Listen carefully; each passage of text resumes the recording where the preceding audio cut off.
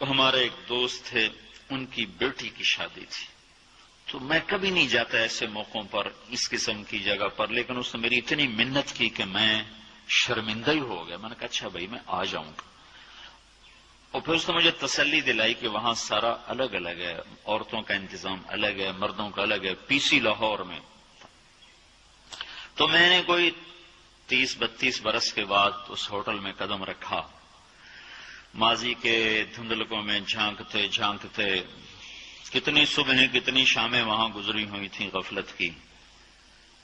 تو میں جب وہاں سے نکلنے لگا کھانے کے بعد، تو عورتیں نکل رہی تھیں، اکثر بے پرد تھیں، تو وہاں گیلری میں مجھے کسی نے روک لیا، وہ مجھ سے بات کرنے لگ گیا، میں کھڑا ہو گیا، دائیں بائیں کچھ اور عورتیں کھڑی تھیں، اتنے میں سب کی نظر پیچھے لگی، عورتوں کی بھی مردوں کی بھی۔ تو مجھے سمجھ میں نہیں آیا کہ یہ نظریں پیچھے کیوں اٹھ رہی۔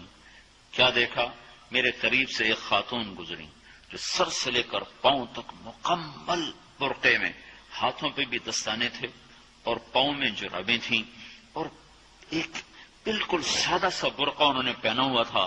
جب وہ گزری ہے تو ایک دم سناٹا چھا گیا، سارے عورتوں پر بھی سارے مردوں پر بھی۔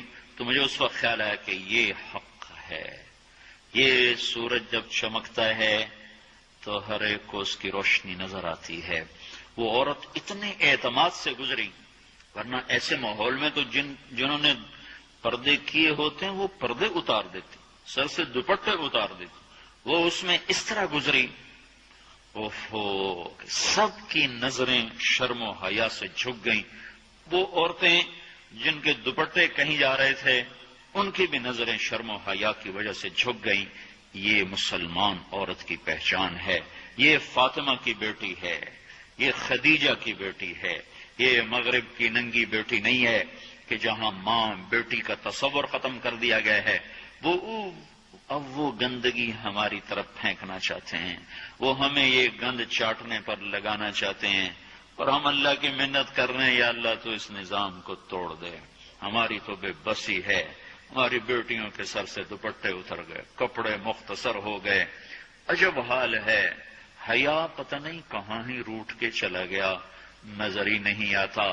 پہاڑوں میں جا کے بھی ڈھونڈا، وہاں بھی نہیں ملا، صحراؤں میں گئے، دریاؤں میں گئے، کہیں نہیں ملا۔